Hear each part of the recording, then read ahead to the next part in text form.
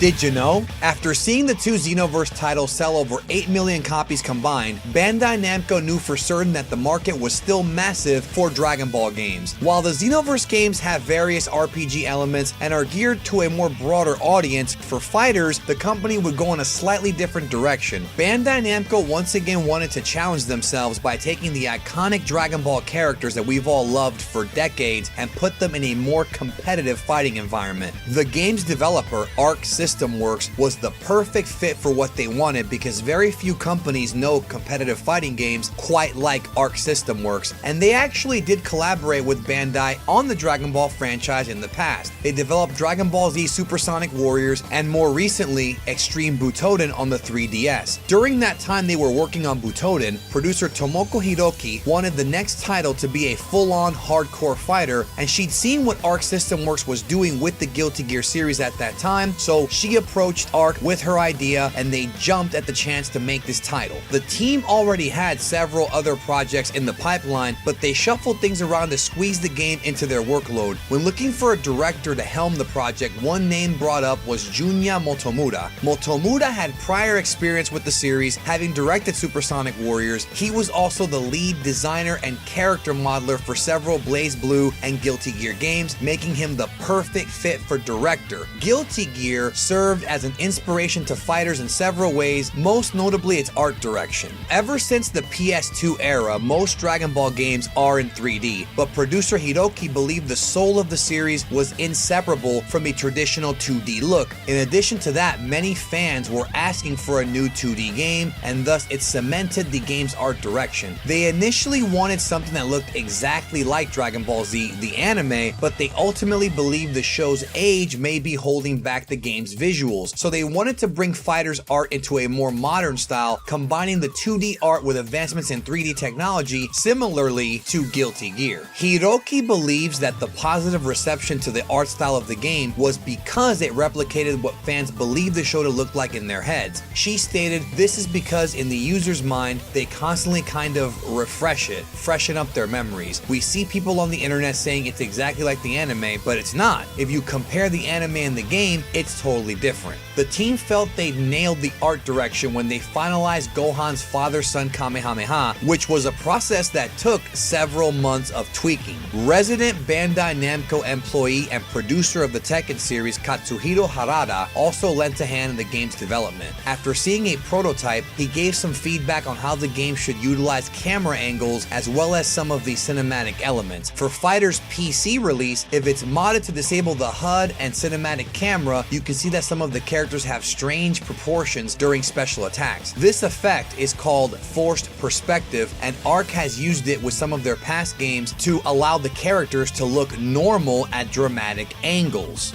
Dragon Ball FighterZ included a brand new character made just for the game known as Android 21. Instead of retreading the story of the manga like many Dragon Ball games of the past had done, Arc System Works went with an original story, with an original character that they needed to help draw attention to this original story and become the centerpiece of the story. Plus, they wanted a character that would instantly catch people's eyes and a unique design. Although a joint creation from Bandai, Toei, and Shueisha, 21's design was handled by Dragon Ball series creator Akira Toriyama himself. Toriyama himself is no stranger to supplying character designs for Dragon Ball media, even if he's not directly involved with the product in question. There have been several characters in the past that Toriyama himself has penned. Arc described what they wanted from her design. Toriyama came up with her final look, with the team calling it a great honor to work with the original creator. During the discussion about 21's design and her role in the story, Dragon Ball publisher Shueisha suggested she be an android and that she should transform to keep her from being an offshoot of the character Cell. One reason they chose a female design was to add a bit of variety, as the Dragon Ball universe already had an overabundance of male fighters.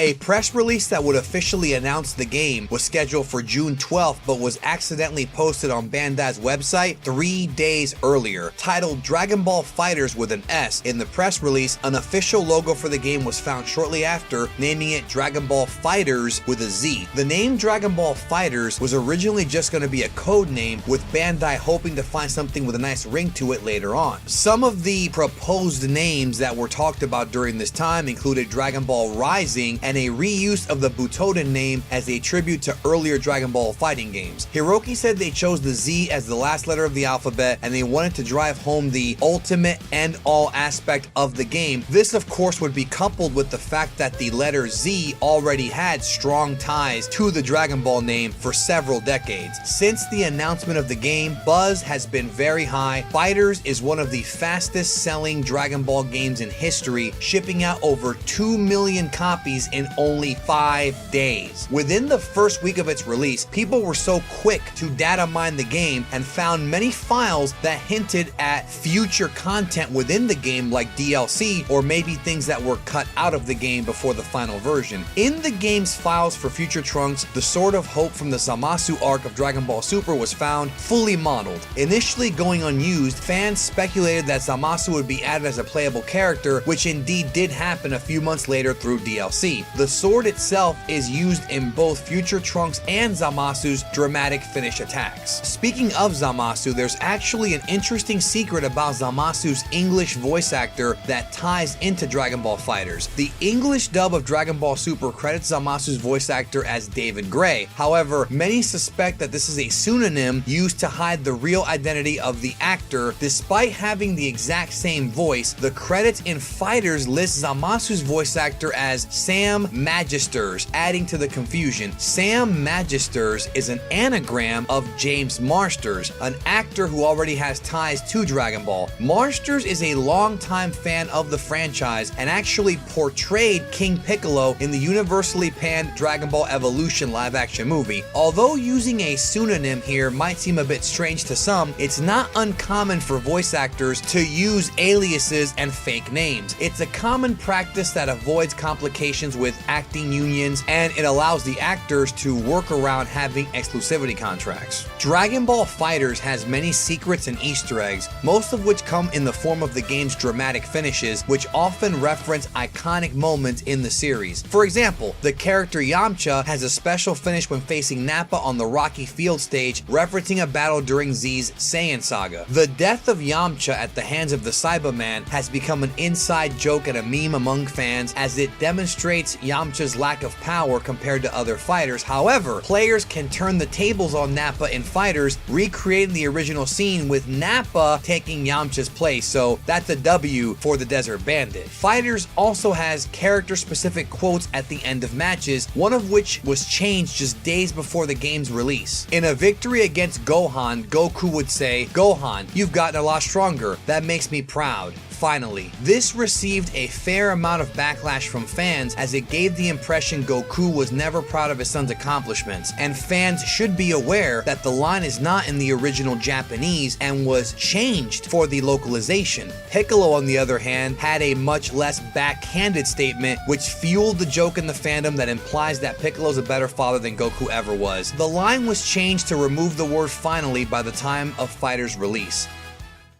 Did you know that the Sonic series did not get past the first game's title screen without having a glitch? Or that Sonic Adventure's Chao Garden had several easily exploitable glitches? For more facts, check out the last Did You Know Gaming video on Sonic glitches. Thank you so much for watching. My name is Dan, otherwise known as Geekdom101, and I have loved Dragon Ball for 24 years of my life. Check me out on my YouTube. I got a lot of videos for you to watch about the history, the lore, and the love behind Toriyama's celebrated franchise. I'll catch you down the road.